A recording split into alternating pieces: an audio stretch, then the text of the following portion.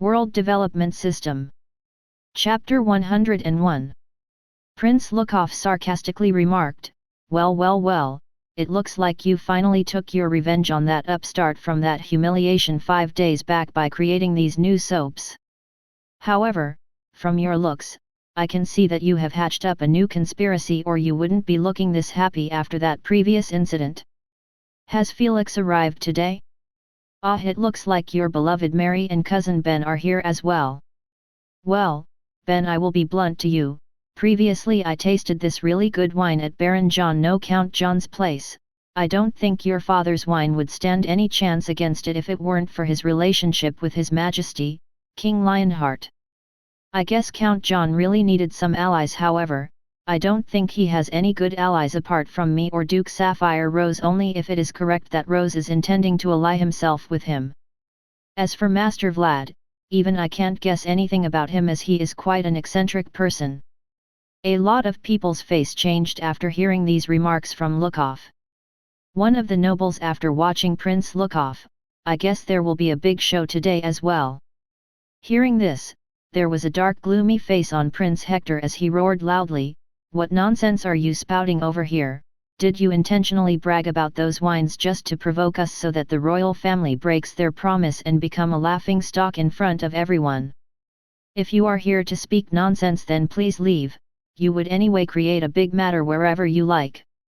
Lookoff showed a mysterious smile as he replied, "Whether it is true or not, people can try it at that famous restaurant Hope, as it will only be served over there.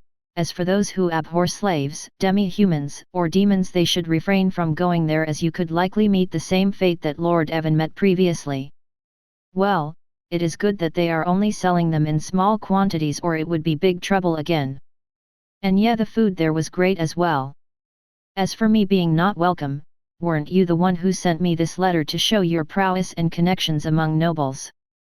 And as for me, when it comes to always creating a big matter, it is because I don't like the hypocritic nature of these high-scale parties that only reeks of corruption from all the people here instead of truly enjoying an event."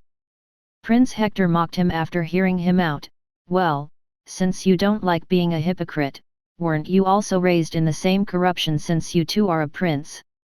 Aren't you too being a hypocrite?" Lookoff laughed as he heard Hector. Ha, I never said I wasn't corrupted. I got corrupted and liberated the same day when I decided to create that incident at Red Lake City 7 years ago. I guess, Hector, you were still a kid during that time." A lot of nobles started having goosebumps when they heard the taboo word of Red Lake City's incident. Lookoff, ha, look at all of you, the very mention of that incident scared you all like frightened rabbits and chickens. Don't worry, I won't be doing anything of that sort over here unless Felix is present. Alistair rebuked and spoke, "Aren't you ashamed of openly declaring to claim Felix's life? Prince, you should at least have some decorum, even though you guys are fighting for the throne in the future." Lookoff shook his head as he mocked, "Well, I ain't getting that throne unless that shitty king dies, or I grab it from him, or maybe killing all of my brothers and sisters would do it for me. Why should I worry about all these needless hassles and engage in shitty polite talk? Do you think that old man ain't trying to kill me all these years? Humph, he is only afraid of the consequences if his plans fail." Alistair sighed as he heard Lookoff and remembered his nostalgic past. "I guess this also one of the reasons why he is banned all around the kingdom by the court and His Majesty. I wonder what changed Prince Lookoff into a monster he is today. Everyone keeps their mouth shut when it comes to that incident 7 years ago. From the rumors I know that he was quite a good fellow, and it only 10 years ago that he started changing." Prince Hector raged as he heard the cussing from his elder brother. "Damn, again this bullshit tirade against father and the whole family. I am sure you would have done something to enrage him thoroughly in the past, or else he wouldn't have banned you from most of the events. Even that bastard step-brother of mine, Charlie, gets an equal treatment unlike you. Humph, I have heard enough of your bullshit. I guess you two didn't like Charlie, as he was present during that incident of Red Lake City and was introduced for the first time among all the nobles. It's too bad he survived that incident."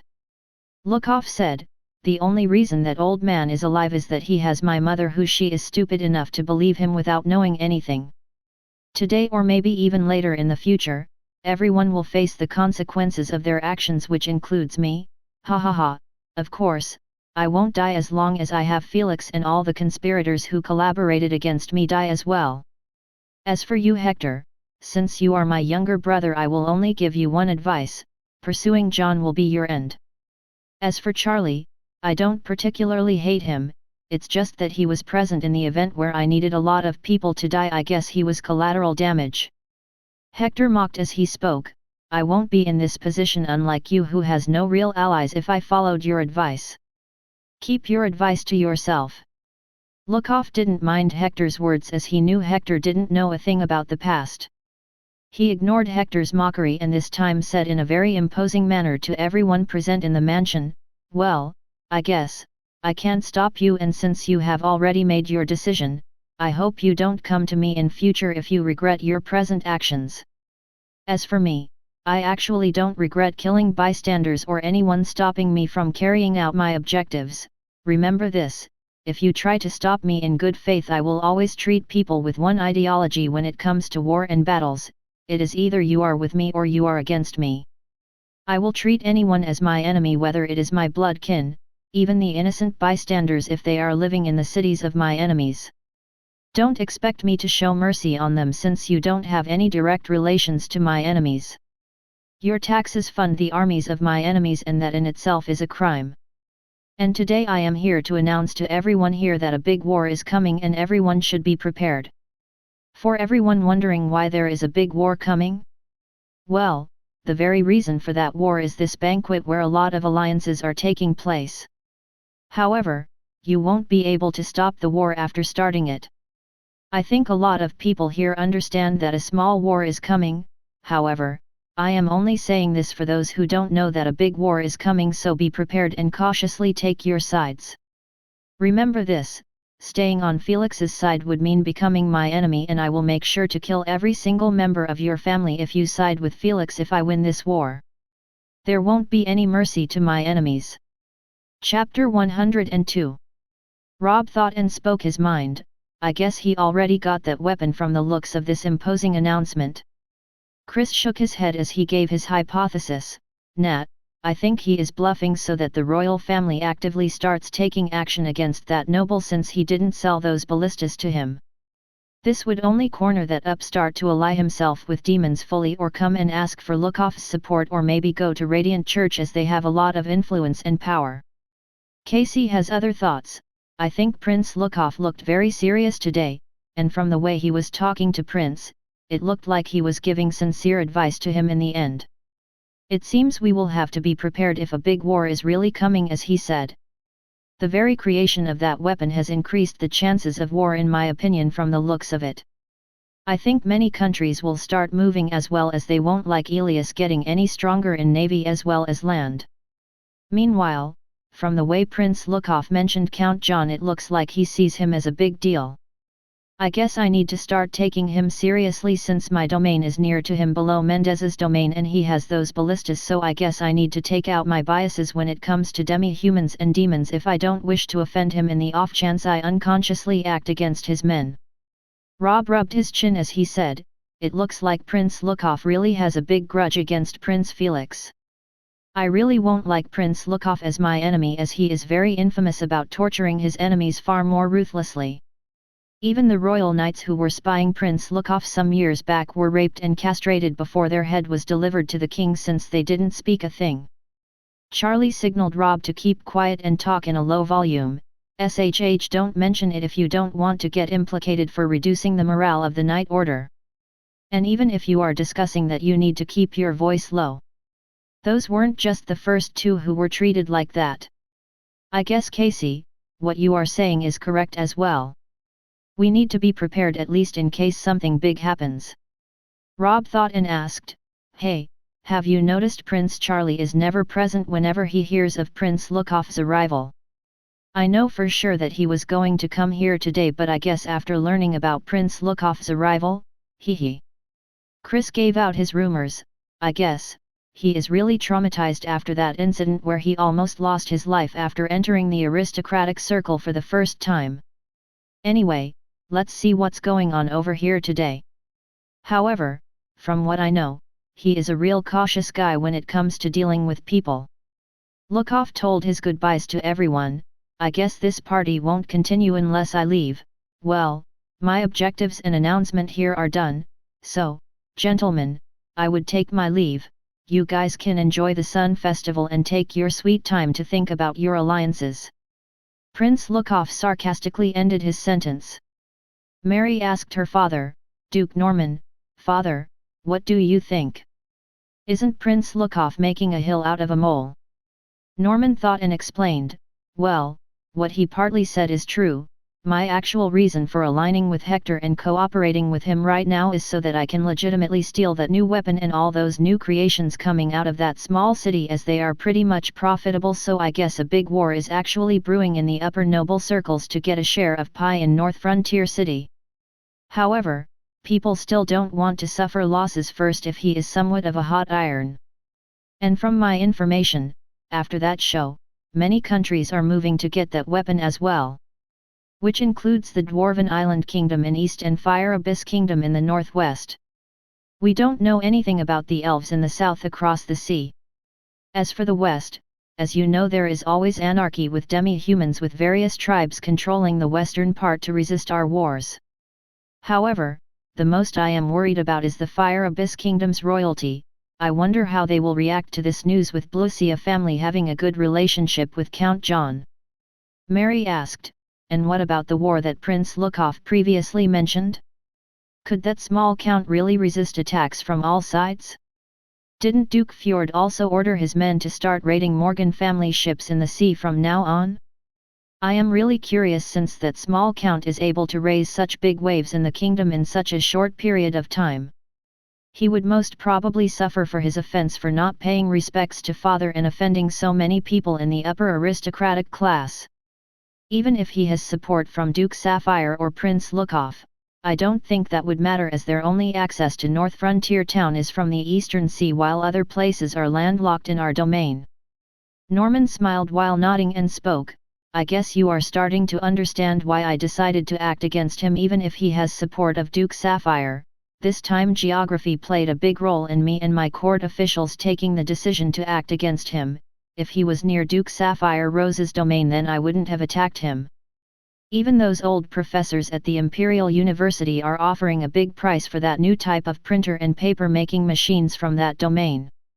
And there are always risks when there is war, even if minimal. I guess you have to take your chances or get crushed by your rivals. Duke Sapphire's alliance with that count is a big headache for us, as they would only grow stronger slowly but surely because of all the money he generates for them. Even he himself would become a big threat in the future from the way he is growing so fast." Norman spoke with clear disdain when he mentioned Lookoff and continued, "As for Prince Lookoff, you don't have to worry about his lunacy. He might be bluffing the royal family to act against him since he didn't get those ballistas. Meanwhile, I am only worried about outside forces meddling during winter in the north. A lot of people recently came north with the intention of traveling to North Frontier Town, however I think many are spies. Well, it is still good since the tourism industry is finally booming and increasing our income because of that landlocked city." Mary thought and laid her thoughts, "I guess it is because of their famous food and new architecture. I recently heard they started serving a new dish called hot pot. As far as food is concerned, that count is quite good at creating new types of food. I guess I will travel there again. Dad, can't we bribe those cooks from Hope to our mansion, or at least keep a spy near the houses of those cooks?" Duke Norman sighed at his daughter's question and spoke, "If it was easy to bribe those chefs, then even the royal family would have already gotten their hands on them. Those chefs have a very high salary that is comparable to royal chefs, and it seems that Count intentionally trained the local people so that they would feel guilty if they still abandoned the city after so many changes. We were only able to get some dishes out of the locals. And it is hard to contact those chefs who are staying in those new buildings near his mansion, where all those men from Blucia House patrol for suspicious unknown individuals.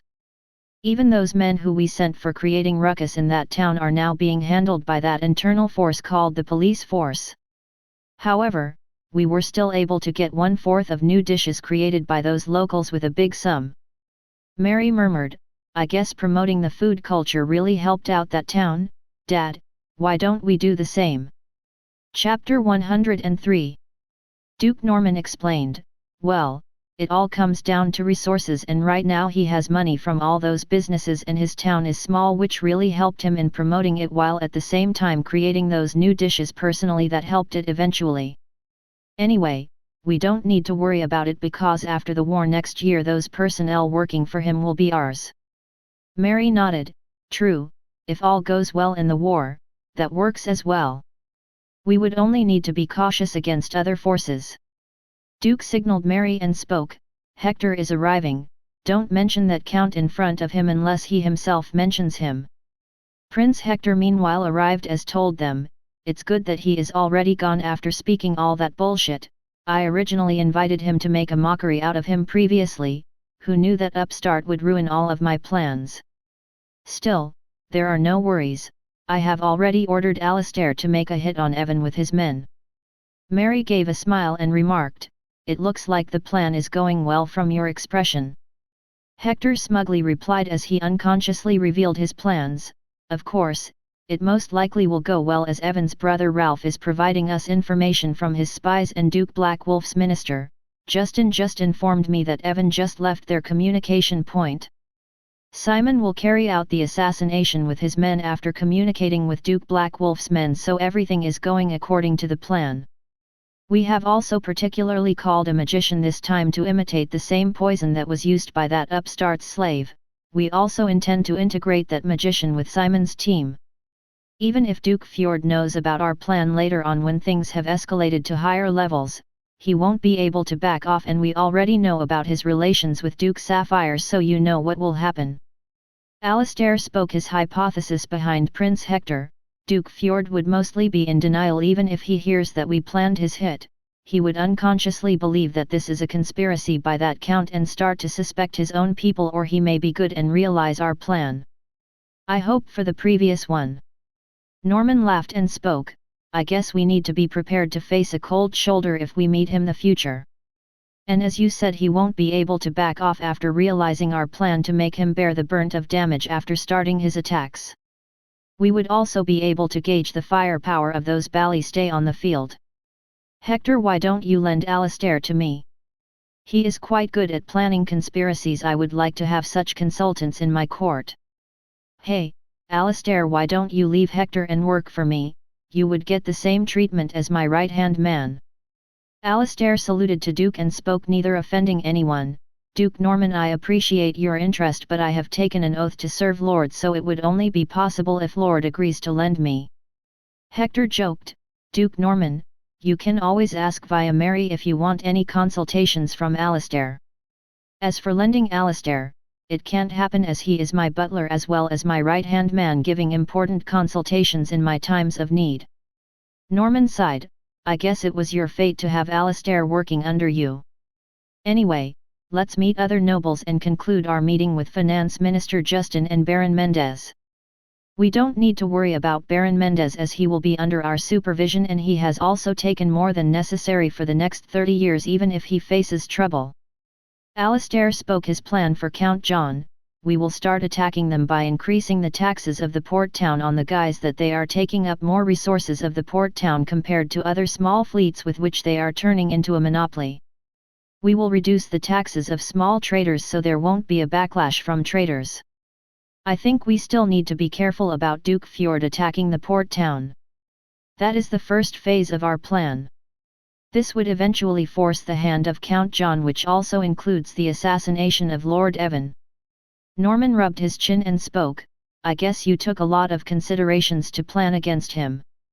I wonder if you have anything planned against the siblings of Prince Hector when they compete for throne. Alistair nodded his head in denial, even if he had planned something. After leaving the mansion, Duncan asked Lookoff, Master, was it really necessary to relay such a piece of important information and such an imposing announcement in front of everyone? Your father would actively start taking actions against you instead of acting passively if he sees that we are causing big trouble. Lookoff smiled and spoke, it's better to make an imposing announcement before the start of the war, and they would anyway take this announcement of mine as a bluff, as they would try to think more into my statements. As for those who would take my announcement seriously, only they would benefit. It is anyway better than laying low where they would think something suspicious is going on and try to infiltrate more. Well, I wanted to scare Felix's allies and those intending to join him a bit more and announce my arrival after 2 years. Since we got this weapon, we have to start making preparations. Let's see how those pussies hole up in their castles from now on. And they don't have proof that John sold his weapons to us since we only made a verbal agreement. Let them become paranoid at the fact that I may get that weapon anytime. As for me causing trouble, he asked for it all those years ago. If not for him pulling that trick on Mother and taking my promise to not to kill him, I would have already tried to kill him directly. However, he knows if he tried to kill me directly, I won't have any reason to keep that promise, and that is also the reason why I am provoking him now. Another reason is that I am prepared to fall out in a big way after all these years of preparations. Well, it would still take some time, however moving the waves up is better. Duncan said after remembering the men at Prince Hector's banquet, it looks they are intending to create chaos from the way they are grouping here. I guess we will be too late to stop any conspiracy they are planning after getting any news. Chapter 104. Meanwhile, John checked his notifications in W.D.S when all of this was taking place. Administrative headquarters have been completed. Congratulations to host for successfully creating an administrative department. You have earned 5 million EXP points. The winery has been completed. Congratulations to host for successfully creating a winery. You have earned 3 million EXP points. You currently have 13.5 million EXP points. John ordered, open the gift box. Are you sure you want to confirm it? Yes, confirmed. Congratulations to host for getting water-powered forges. You can power your machines via these machines from now on. You can also get other types of water machines blueprints. So go ahead and make use of that river in your city. Taylor meanwhile came in with a report. Lord, certain circumstances have developed right now at Prince Hector's banquet. Lord Vlad asked me to report you the circumstances that developed over there. It looks like Baron Mendez has decided to increase the taxes of the East Port town. From this, it looks like they are intending to provoke us intentionally by only raising our taxes. And since we are landlocked, it looks like they want to force our hand. Duke Fjord also announced their intentions to raid Morgan family fleets as revenge for previous humiliation of Lord Evan. And it looks like our soap machines were actually leaked to Prince Hector as he was openly displaying it over at the banquet. Previously we were able to repel Duke Fjord's fleet because of our ballistas. John thought and spoke, we will endure for now and pay the taxes. We will clear the area north of that port town later so that we can get exclusive rights to sea. At sea, only power would matter.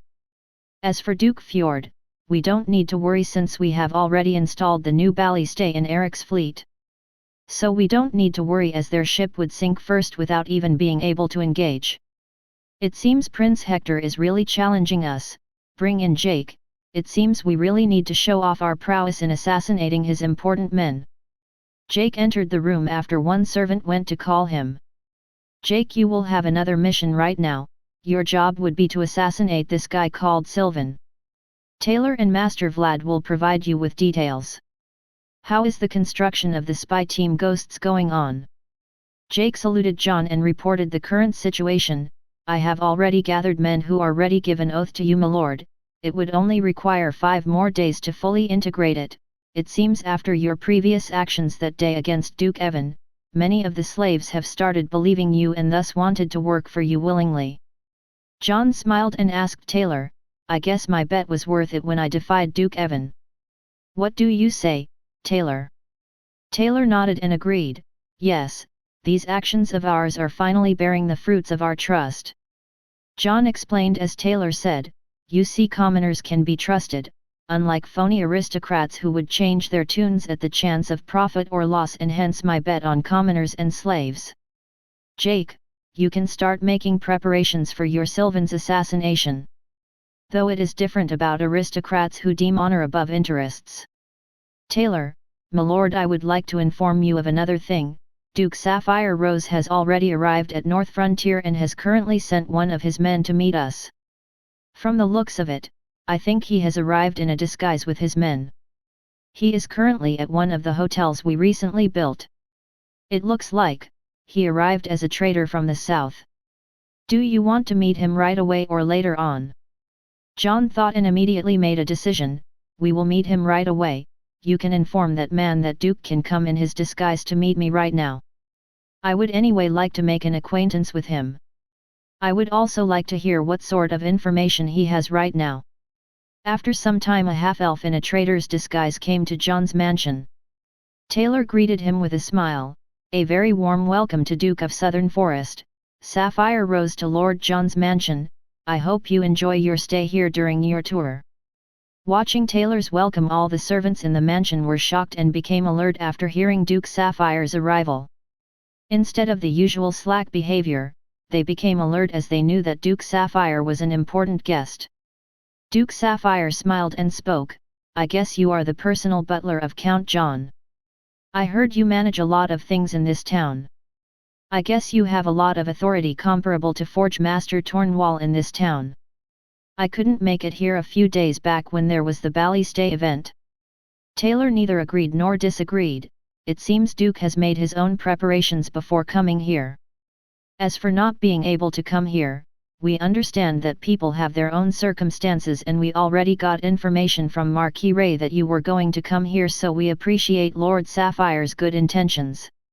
Duke Sapphire nodded and said, I never expected to see something big of that sort when I heard that you were introducing a new weapon for your forces. I guess I missed out on the opportunity to see that weapon live in action.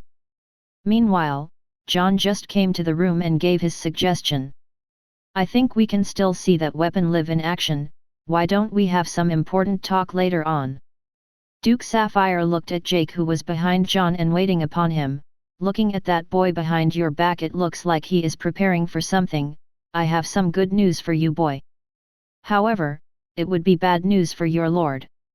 Jake was confused as he asked, what sort of bad news would it be for my lord? Duke Sapphire smiled after watching his reaction. It seems you really care more about your lord. Well, I got some information from my men, and it looks like Prince Hector is planning to assassinate Lord Evans so that Duke Fjord acts against you guys and they become their vanguard, facing the brunt of your attacks when they start taking serious actions against you. I guess the operation is already underway. John thought as he spoke, it seems Diril may already know about it, but I guess he already knows the outcome, that he will be too late if he came to inform us. Jake, change of plans. We will assassinate Sylvan later. You will first go and meet up with Diril in the southwest of North Frontier Town after you go to the checkpoint of Master Vlad's hideout. I guess they will know the general idea of the location of Diril. I think you would need closure, at least, even if Evan is dying at the hands of other men. Duke Sapphire was quite surprised at such a sudden decision by John without even flinching an eye. He thought, I guess he is quite a decisive man. Good as a potential leader and doesn't hesitate in front of unknowns and potential danger. Chapter 105. Jake spoke to John, Lord, I won't mind if that scum dies at the hands of another man. I already had my closure when I confronted him last time around. I was glad that I choose to defy him in my past, or else I would have died in shame for my whole life. I wouldn't even be able to meet you if I didn't resist him in my past. Now, looking back into my past, I don't have as many regrets as I had earlier before confronting Evan and his men a few days back. Sapphire thought, it seems he doesn't have a naive mentality and he really has moved on after that confrontation. I guess he really trained under that demon Vlad. John smiled and said, it's okay, we can still teach that petty prince a lesson later on, and since he wants war and wants to involve everyone, we might as well give him his war. You can go and kill Evan yourself, since they would anyway blame us and things would anyway escalate to bigger matters. We might as well take an opportunity since we are already strong enough to resist them. If you are able to reach in time, first meet up with Diril and both of you can act together. I will write a letter to Diril so both of you will act together in this mission. Taylor, what is the current population of our city and the number of people in our armed forces? Taylor immediately reported, Currently we stand at 60,000 population right now. The total men in our forces currently stand at 8,500 men in border security forces and 1,100 men are in the internal police force and training schools. There are 600 men in Jake's spy force that we recently created, however not all the preparations are finished when it comes to the ghosts.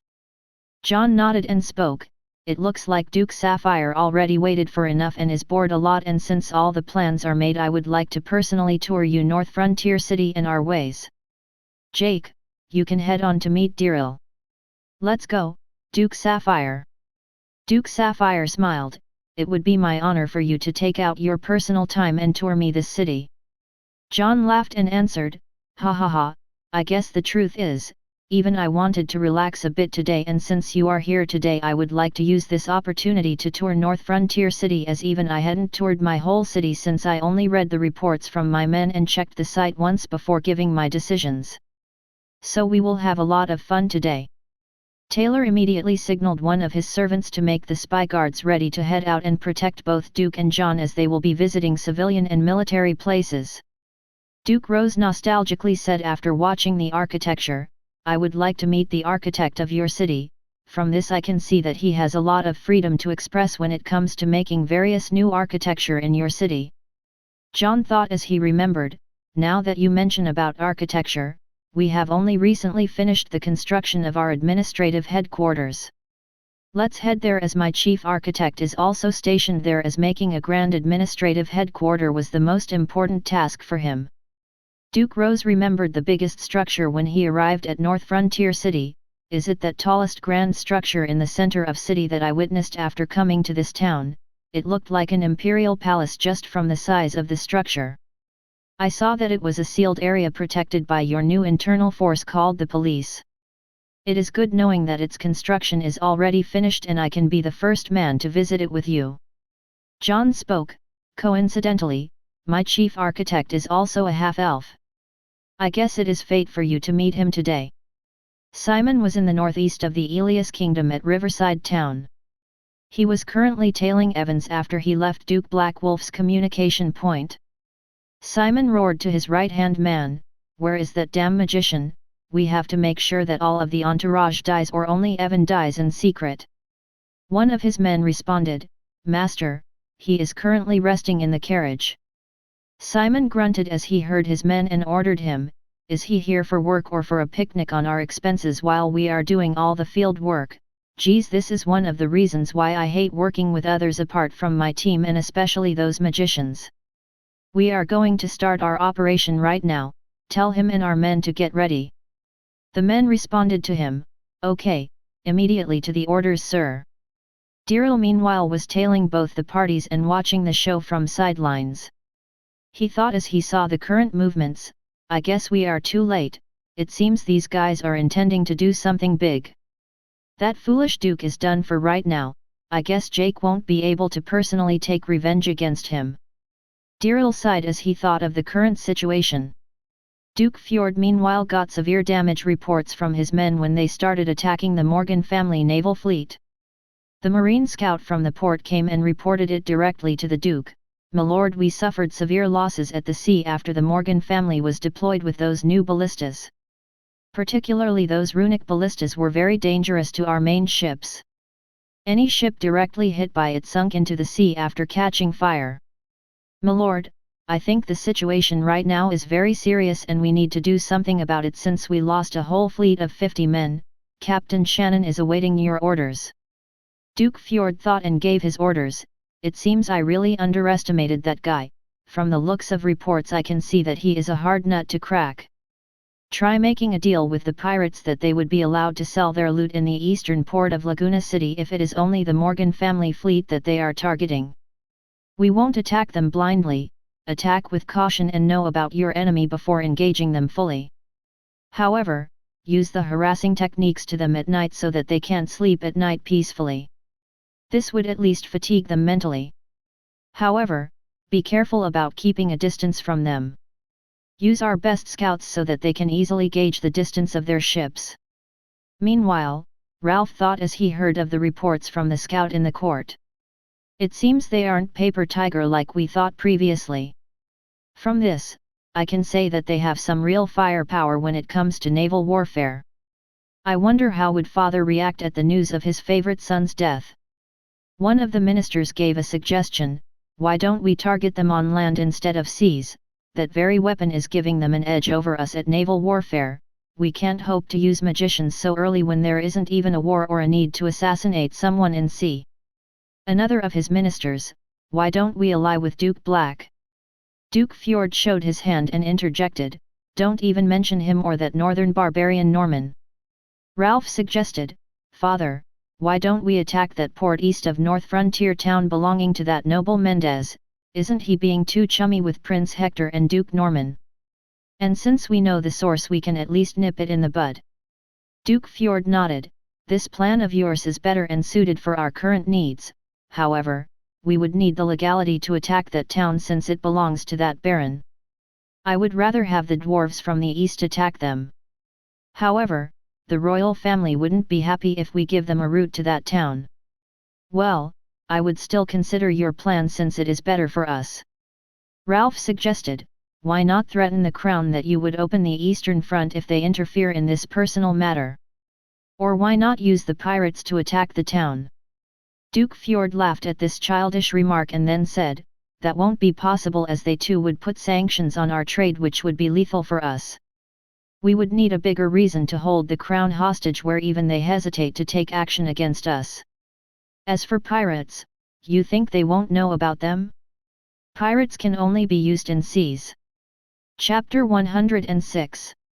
Ralph mocked and laughed as he thought, you think I am naive? I think you might already get that reason to attack them if Prince Hector is able to pull off Evan's assassination. Let's see how you act childish when Evan dies. The day you mess up the whole thing would be the day I would become the new duke. The magician replied as he got out of the carriage, Arg, why the hell do you need me right now? He was a big fat with luxurious magician clothes and a big scepter. Simon's right-hand man angrily hustled and gave him his orders, get ready, our operation is starting right now, this is the plan that you would have to follow, make sure to not make any mistakes. You will be paid triple the price if we are able to pull it off without leaving any marks behind. Simon asked his men, is he ready or is he still fooling around? His right-hand man said, Nat, it seems he is making preparations after hearing about the triple bonus if the assassination is a great success. Simon nodded and gave the orders, good, it seems money has its own way. We will wait for him.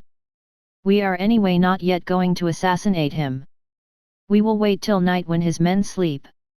Diril thought as he saw Simon's men from far away, It seems they are starting to make preparations for their assassination from the looks of the camp. Let's see how are Evan's men doing for now. Maybe I should ruin the plans of those men if I can meet that Henry guy as he seems the most cool-headed man out of all the lot. After traveling for some time Diril reached Evan's camp, it seems they are not worried and tending to Evan's injuries. Meanwhile, Jake just arrived after traveling for a whole day at Diril's rendezvous at night. Diril seems to be somewhere far away, I can still see a lot of suspicious movements in this forest. It looks like what Duke Sapphire said was correct after all. Maybe I myself should kill that Duke since Lord already gave me the orders and let those guys over there take the blame if possible when they start their attack. Suddenly there was movement from Simon's camp as his men started their operation. The magician chanted his spell as Evan's whole camp was engulfed with fire. The whole camp got surrounded by a big fire which said it was certainly dangerous. Hearing the commotion Henry immediately came outside of Evan's tent as he spotted Diril in a corner. Hey, what are you doing here? Diril thought, it looks like I was too late as Prince's men have already started their operation. Diril said to Henry as he immediately left without giving any clear instructions, well I will only have a piece of advice for you. If you want to survive, escape as you don't have enough men. Henry thought as he saw Diril leaving, what is going on? Isn't it these guys attacking us? Why would he warn us? After watching his surroundings Henry understood what was going on, it looks like he was here to spy on us. Damn, it is another set of men attacking us. Diril saw that Jake was coming the same way as he called him. No need to go in, they are already alerted. Let's leave and watch from the sidelines. Diril saw Jake's expression as he teased him. HOH, looking at your expression I feel that you still want blood of that Duke. Jake neither nodded nor did he disagree as he said and gave the letter. Well, I would still like to see what is going on. If he doesn't die I would have to at least make sure he dies since Lord has already given orders. Meanwhile, Evan chatted with men. Ha ha ha, let's see how that slave protects his family from the trained assassins. It might be difficult to assassinate him or that upstart, but it is an easy task when it comes to targeting their weaknesses. One of the men commented, it looks like there is some commotion going on. Did they bought some women from the village? Evan gravely spoke as he felt something. Go and look out, bring back Henry if possible. Meanwhile, one of the scouts hastily reported to the man handling the night bells, there is a fire out over our camp, that fire has encircled our camp. Our men are also getting killed by armed intruders. Ring the bell for the whole camp. Hearing the bells, everyone in the surroundings understood the situation. Hearing the bells, Simon ordered his men, no need to hide our movements, order all the men to attack the main camp. Evan is our main target and then later his men. As for you greedy magician, you need to come with me. You will be needed to distract that guard, we will attack both that man Henry and Evan together. The magician said, hey, I have a name, it is Pallet. Simon shrugged and hurried, yeah, come with me. Diril asked Jake, who was watching from the sidelines, what do you think will happen? Do you want to hear some news I heard while spying here? Jake spoke in a cold while watching the whole scene, they will die including that scum. What's the news? I don't want the usual gossip you and your men do. Diril smiled as he said, you are no fun. If you knew about Master's past then you would have moved forward as you haven't really lost your loved ones. Well, anyway I will talk about what I heard earlier. It seems that Duke Evan was so pissed that he ordered a bounty on your family which has been accepted by some assassins. It looks like Henry has spotted us. He is busy so we don't need to worry. Jake was quite angered after hearing it but he kept it cool outside. Watching both Diril and Jake, Henry didn't decide to probe and ran inside to protect Evan. Evan was happy after watching Henry's arrival as he ordered, we are leaving Henry, use the transfer scroll. Henry asked in surprise as he heard Evan, but what about other men? Evan answered in anger, leave, they can die, we are leaving. My life is more important than everyone present here. This is an order, Henry. Henry answered with a firm but angry tone, yes, sir. One of Simon's men gave a smoke signal after watching the transfer scroll which Henry took out. Simon smiled as he saw the smoke signal which indicated that Duke is going to use his precious transfer scroll. Simon then ordered Pallet, hey, Pallet, start the chant and use the scroll, I don't want any mistakes, let's see how they escape our net today. We have used quite a lot of resources today including this scroll to trap them even if they use it. Pallet laughed as he took the scroll out and tried to brag, ha ha ha, rest assured they will be trapped under this lord's attack. Unless it is someone with space magic who can use multiple instances of transfers. They won't be able to escape today. They can only escape towards one direction to the south near the hills. However today they won't be able to escape unless they have wings. Simon slapped Pallet's head and ordered him, stop your bullshit and get to work already, you think it's your job to brag and act cocky? Then what am I here for, hey, entertaining you around? The scroll started shining as Pallet removed a big mana stone scepter to power the scroll as he chanted, there was a big scroll in his right hand while he had the scepter on his left hand. Both of them were shining. An invisible film started to wrap the whole surroundings which were like a web. Evan and Henry teleport near a hill after using the transfer scroll. Below the hill, there was a river. Evan angrily raised another tantrum, hey, what is happening? Why have we only traveled about 2 kms only towards the south? Isn't it supposed to take us 50 kms away from our point? Did you do it deliberately after our last conversation? Henry remarked as he saw Simon and Pallet arriving. I think we have a situation, Lord. It looks there has been a big conspiracy taking place after watching both of them. Dirril spoke to Jake as he spotted them to the south. Come, let's go. Chapter 107. Simon and Pallet slowly approached Evan and Henry, who were near the hillside. Henry immediately commented after watching Simon, "It seems a lot of people are involved in Lord's assassination. Would you mind telling us who all conspired against him, including Prince Hector?" "I don't think Prince Hector would order Lord's assassination so easily, even if it is for Duke Norman, as this would escalate a war between dukes." Simon smiled and spoke, "You don't need to understand the happenings and conspiracies that take place in the palace at Prince Hector's courtroom, as there are a lot of intricacies involved." Pallet then laughed and said, "If this lord were to give you a hint, then it is to escalate tensions between Duke Fjord and Count John. An angered Duke Fjord would be good for us as a punching bag, while we would be able to gauge the abilities of that new weapon and his forces, meanwhile incurring minimal losses." "Ha ha ha, isn't this plan wonderful?" This plan was personally crafted by Lord Alastair, Prince Hector's right-hand man. Simon slapped Pallet's back of the head and rebuked him. "Who told you to blabber and brag all this bullshit in front of them? What if they survive and our plan goes haywire? You are still not an official member of our forces." Duke Evan paled as he heard, and immediately anger rose inside him as he roared to Simon, "Just for that nobody upstart in the border, Prince Hector is even willing to kill me. What am I missing that Prince Hector is using my death and dealing that man with such great importance? Damn, just for that small baron, is it really worth it?" Simon smiled at Evan's ignorance and spoke, "It seems you are out of touch from reality.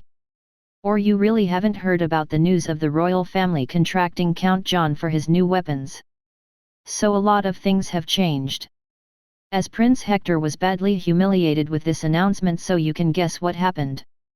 So because of those weapons, a lot of things have changed and everyone wants a pie out of that border city. And as previously Pallet said, Lord Alastair crafted this plan for Prince Hector, so you can understand the intricacies of this plan. Additionally, he is not a baron but a hereditary count after the previous announcement of Ambassador Luke." Simon then ordered Pallet, "Pallet, engage that guard. We had enough of chit-chat, follow the plan." Dirril and Jake meanwhile were watching this from the sidelines. Dirril asked Jake, "What do you think about the current situation? Do you want to save that duke or not?" Jake watched the scene and rebuked, "It is as Lord said previously, we would be blamed either way. And it would be better to save him, but it will also depend on his actions. Additionally, Lord isn't afraid of angering 3 dukes in one go, so we don't need to be worried as well." Henry noticed Jake and Dirril and commented, "It seems we have some guests here. Master, do you want to ask their help? They are men of Count John." After spotting Jake, Henry remembered how he conveniently ignored the conversation where Evan gave a hit on Jake's family. Henry sighed and thought, "I guess I don't have any right to ask his help after all this time where I ignored Lord Evan's actions. Why did I choose to become a knight when I was young?" Evan said after a bit of thought, "Go ask them their help. And since both of us would get implicated when I die, they might already be planning to save me even without asking our help." Pallet then commented, "It seems we have some guests." Simon immediately replied, focusing on Evan and Henry, "Ignore them, our mission is only to kill Evan and his entourage. And don't engage with that demon over there. He has a different set of eyes. Just continue to attack them." Pallet continued to shower Henry with fireballs on Henry while Simon was waiting for Henry to separate from Evan. Henry still followed his orders as he roared to Jake and Dirril, "It would be beneficial for both the parties if we cooperate, please help us." Dirril was going to save them, but suddenly Jake stopped him, indicating that they won't bother. Jake commented, "If he himself would have let go his ego and asked for help, then I would have still helped him for the fact that he put down his ego for once, but no. And I am already pissed with the fact that he has put a bounty on my family." Looking at this, Henry understood that Jake has already taken a hard decision this time around. He thought nostalgically as he was the one who helped the girl in the past escape from Evan's clutches after Jake helped her with her debt. He however also thought about the times where he conveniently ignored a lot of crimes of Evan where he was helpless and could only watch. I guess he already took a decision. It seems he still remembers me where I ignored him when Evan ordered Evan's family to be bankrupted and later slaved. Simon this time moved and took out his sword as he began to engage Henry while targeting Evan. Henry was defending both of them while Evan was hoarsely roaring at the fact that he was rejected by Jake. He was attacking Pallet with his poison arrows. Henry started using water magic as he increased his guard to reduce the lethality of the attacks he was facing when engaging Simon. Meanwhile, John and Duke were at the administrative headquarters where Duke Sapphire got to meet Refone. Duke exclaimed after watching the headquarters, "This is quite a majestic grand structure. I would like to hire Refone in the future if he is free to build a grand castle for me and my courtiers." Refone commented as he heard Duke's praise, "Nah, part of the designs were provided by Lord John and I mixed a bit of my own style." The administrative building had a lot of features resembling the White House, but it was also different as it wasn't fully white. It was yellow and white in color. Duke nodded and understood. "I am really pleased to see such a grand structure from inside and outside after it just opened. Come, let's go to the theater. I heard a lot about this theater from the traveling traders who were traveling with me previously. And as a person interested in literature and arts, I always prefer dramas whether it is from the Imperial City or the southern capital, Iron Rainforest." Chapter 108. John nodded, "Okay, we will head there first." Talior then commented after hearing Duke, "A lot of plays over there were written by Lord John at the start, and it is those plays which are attracting the common traders and people to watch it nowadays." Duke commented after watching the theater, "I was quite surprised by the level of dramas and pianists in particular at this theater. Particularly that sad song, it really portrayed the feelings of the characters in that play. Your theater was quite great and I got to see a lot of new perspectives from this play as this included a commoner's story unlike the time where I would only be able to see cliché stories of brave knights, honorable nobles, or kings. I guess I can understand why your dramas are becoming more popular among the traders and common people outside the domain. I too would incorporate these elements in the plays at Iron Rainforest." Sarah meanwhile commented inside John's head, "Praise me, for you were able to plagiarize the songs of my world and your own world. Well, you can still make your own songs, but I feel it would be quite a hassle for you. So praise me anyway." John thought as he heard Sarah, noisy and greedy. Taylor proudly spoke, "This too was introduced by Lord John. He always felt that pianos should be used to better express the feelings in play, and hence we see a lot of plays in capital or elsewhere trying to make songs connected to the play. We would feel quite honored as Duke would incorporate our themes in his theater." Duke, John, I guess you would have succeeded anywhere with so many talents and innovations. I guess this is also one of the reasons why your domain is flourishing at such a rapid pace. It was good that you didn't ally with the Radiant Church because it would only get complicated later on for this whole region." Taylor then said, "I don't think Lord Rose's domain is bad. From what I heard, it is flourishing at the same speed of Imperial capital." Rose smiled and answered, "Well, it because of my trade with elves, south of the sea. And another reason is reduced taxes to traders which reduces inflation and keep the prices in check. Well, it quite complicated." Meanwhile King Lionheart and Luke were in the courtroom. King Lionheart as he heard news of Lookoff from Luke, "What did you say? That asshole gave such an announcement in front of everyone. Is he provoking me to attack that upstart, or does he want a war? I guess he wanted to start something if we got involved in the northern mess early on by provoking me." Luke gave his own opinion, "From this announcement, I look at it like this, he wants to involve that half-elf and he wants legality to start a war against us. So I think he at least wants chaos where he could do his own bidding." Lionheart spoke with a little bit of frustration unconsciously, who knew that innocent Lookoff would turn into such an extreme menace over a single demon girl. Can't he get other women and move on? However, he will still pay for trying to kill me 7 years ago.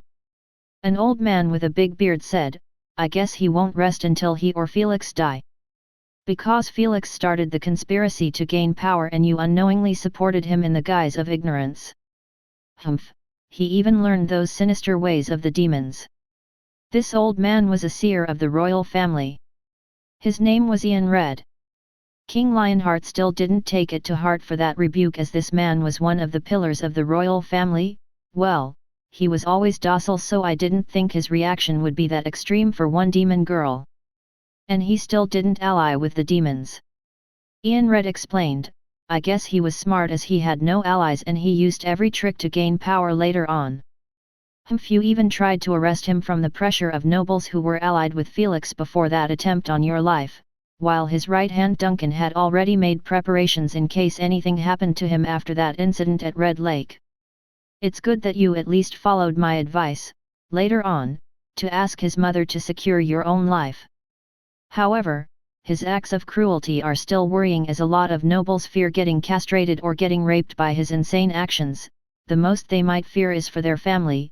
They might not fear death, but they fear that humiliation and dying in such an honorless way. We already know what happened to that Marquis, right? You might as well get killed by him the same way as you two didn't like him getting close to that demon girl. Lionheart and thought and spoke, I guess it was pretty good to ask Joanna to help me, however, this had a price. And it's that the way Lookoff tortures our men is extremely terrifying. That very incident 7 years ago has scared me enough. I guess this is because he was always courageous when facing enemies, and that is also the reason Felix conspired against him, as he was quite strong in combat and focused mentally when he targeted his enemies.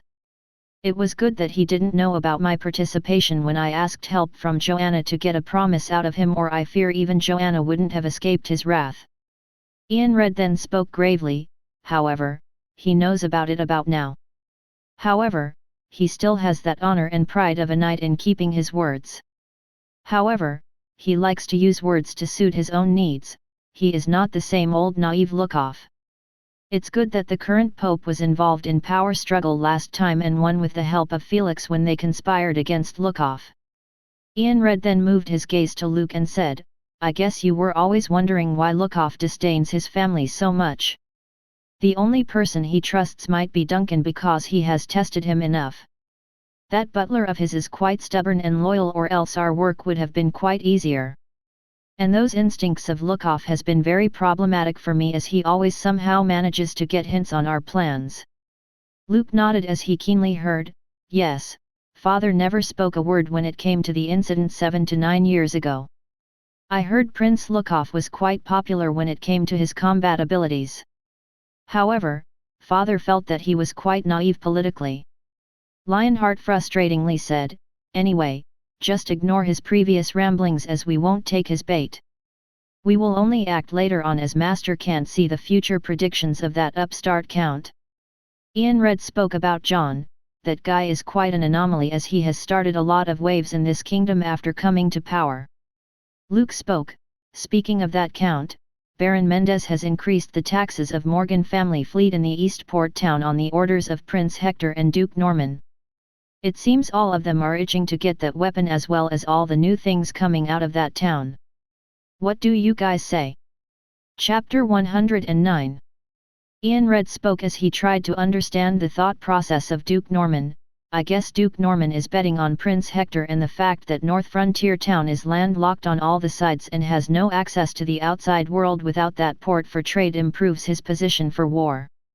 Well, personally I too prefer Hector becoming the king, or that guy Charlie, as I know for one that he is quite a sinister guy. Felix becoming king would create a lot of chaos unless Lookoff is dead.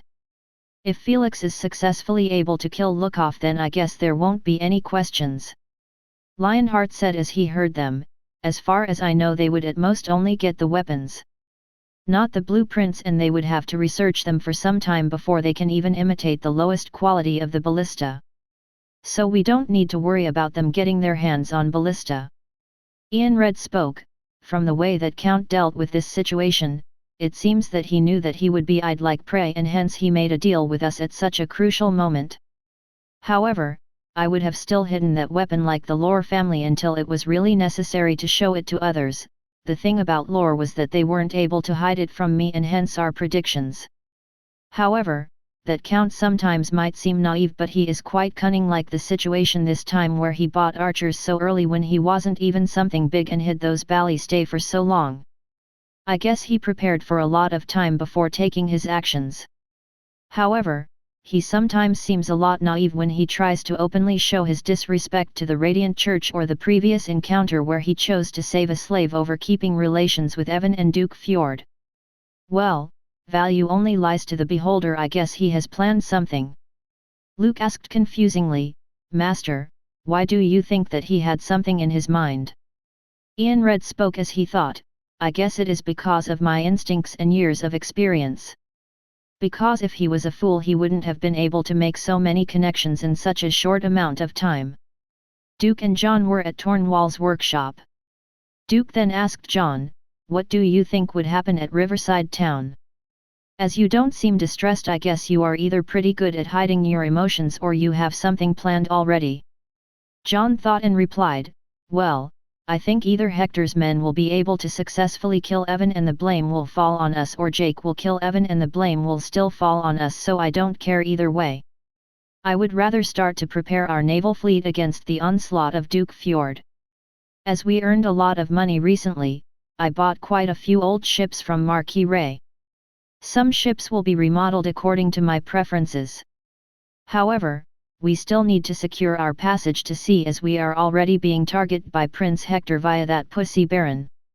As for my emotions, well, even I don't know if I am good at controlling them or not. However, I am someone who likes to think of solutions rather than worry about my problems. Killing Evan won't affect us much, as when it comes to naval warfare, we will have a complete edge on them with our ballistas, at least for some time. I have already found a naval admiral for our sea fleet. I guess you will be able to meet him later on, and if you are curious, the only thing I can say is that he was previously a sea pirate who used to raid big merchant ships. So rather than worrying about the outcome of the event at Riverside Town, I would instead start to prepare our naval prowess against the onslaught of Duke Fjord, as it would be the worst situation based on the events taking place. Duke smiled and curiously asked John, by revealing so much information to me, aren't you worried about me betraying you now or in the future? John spoke in a carefree manner, well, I won't worry if it is future, and as for the present, my instincts tell me that you can be trusted. And there is this thing called mutual interests that wouldn't make sense for you betray me. Well, mostly it's the instincts. Let's head to the testing site, you will be able to see that weapon firsthand in our testing fields. Tornwall arrived and greeted Duke. Welcome to Duke, we have already made the preparations for the testing. Duke was confused as he asked Tornwall directly, I heard that Forge Master Tornwall is a slave, where is your mark? Are you really Tornwall or someone imitating him? Tornwall rubbed his nose as he said, actually, Lord freed me from my slavery just a few days ago because of my previous performance, and I guess he trusted me a lot, and of course I won't betray the trust that Lord has shown me. Duke was quite surprised after hearing this and looked at John as he nodded, which confirmed it.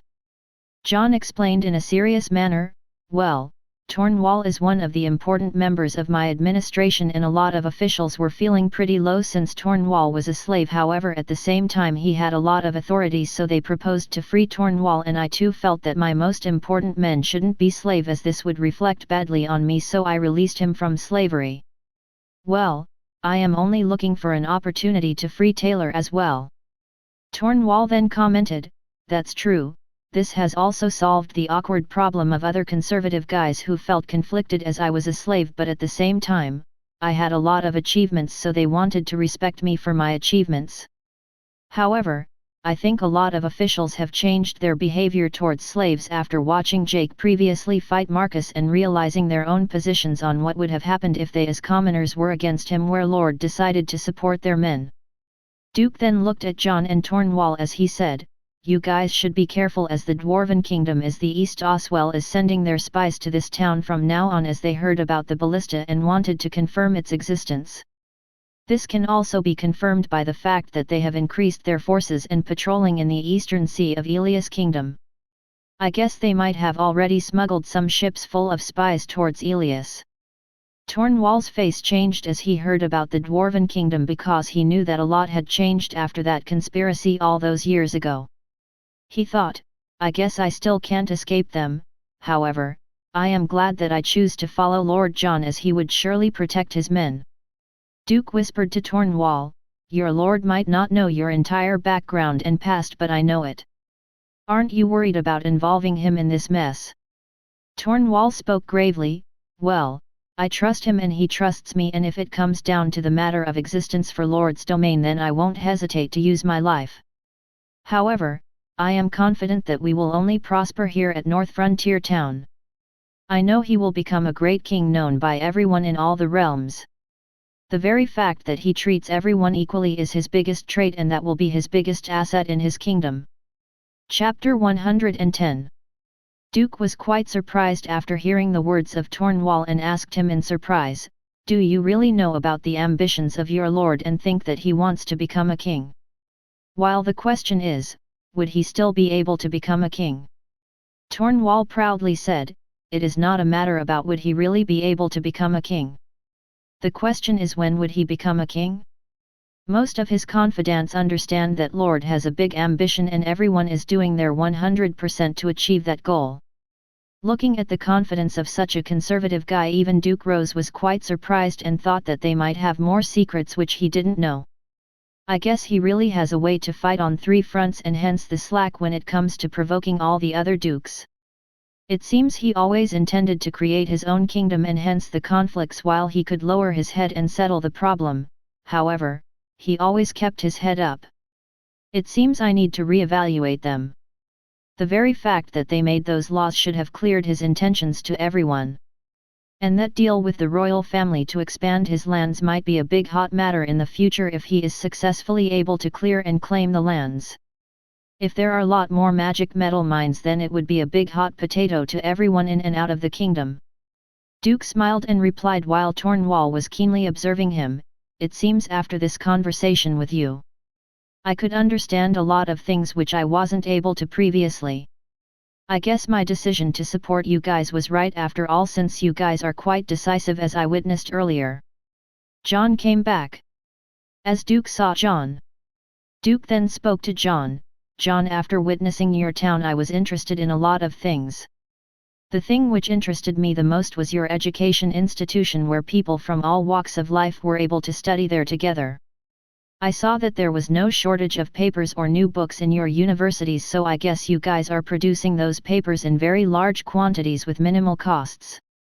I am someone who likes literature and I have quite a few relations with the elves in the south of the Elias at sea, so I would like to trade up some magic wood with them.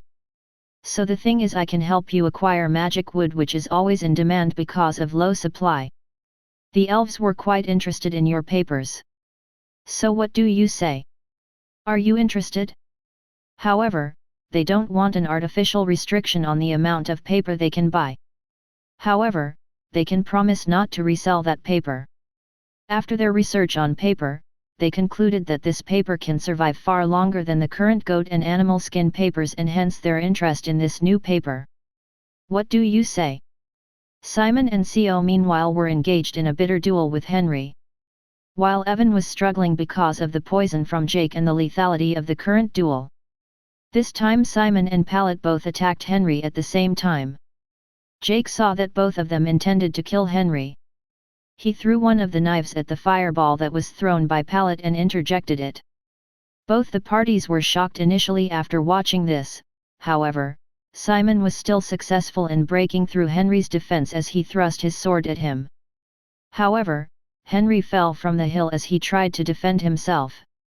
While Pallet used a scroll on Evan, this was an earth spike scroll that pierced directly into Evan's ribcage. This time Jake didn't have the same intention when he saved Henry's life as he continued to watch on. Henry sighed as he watched this scene as he fell from the hill. Evan was squirming badly as he watched both Jake and Simon. Before dying, Evan still laughed and spoke to Jake, "Humph, you will pay for your insolence. It's good that I already planned against you, let's see how you protect your loved ones." Evan then moved his gaze to Simon, "As for you, you guys will pay for your insolence against me, my father will avenge me now or later when he realizes Prince Hector's conspiracy. Simon thrust his sword completely into Evan's throat as he spoke, noisy. You don't mean shit to me.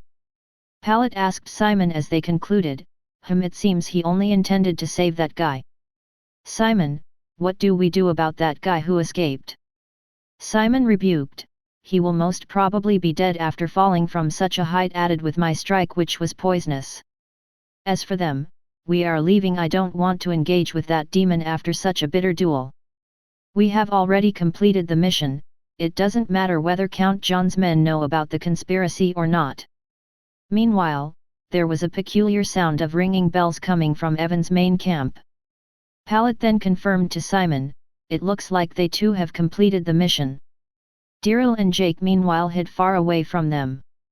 Diril advised Jake, we will not engage with them over here, they have many men so we will be at a disadvantage. That previous action of yours was too risky for us, why did you try to save that man, Henry? Jake spoke, I might not like that scum Evan but that doesn't mean I will treat everyone as the same. He was an honorable man though he might act differently. He was the one who protected his master till the end, so I guess my instincts told me to save him. Among all the knights, I felt he was the one who was most honorable and had most masks on his face as he followed Evan's orders. Diril thought as he spoke, So you saved him based on your instinct? I guess we might have a situation at our hands. Come, let's go downhill and save him. Jake saw them leaving for the camp. Wait, they are leaving, first let's check that scum's corpse before leaving. Diril nodded and both of them headed towards Evan's corpse. Jake saw Evan's corpse and commented, I guess he really is dead, it's good that I had a part in his death. The very fact that he again targeted my family was the last nail on his coffin in my mind. Meanwhile, an arrow came from behind both of them. Diril was fast to react as he deflected the arrow with his short blade. While Jake already moved to his right as he sensed danger from behind. Simon commented to Pallet as he shot the arrow, we are leaving, we won't be able to handle them both. Both of them are dangerous from the way they were able to sense danger. Let's regroup and then come. Pallet ran with his fat body and spoke, that's true, it would be disadvantageous for us since both of them are mid-range and melee-ranged combat fighters. We have anyway finished our mission, I would rather like to rest than do any job for a while. Simon face-palmed as he heard Pallet but he still moved towards the camp to regroup with his man. Meanwhile, he thought, that boy surely grew at a frightening pace. It seems that the rumors are surely true that he is the disciple of that demon Vlad. Well, I guess Prince would still be happy with the result of this mission, however there were still some missteps. Simon ordered one of his men after reaching the camp, quickly come and write the report about the current mission. Already done, we have already written a complete report about the events that took place in this camp. We are only waiting for the report from your end. Simon saw that both Jake and Diril were leaving the corpse and heading north. It seems they are already leaving. Pallet, go and report the events to him.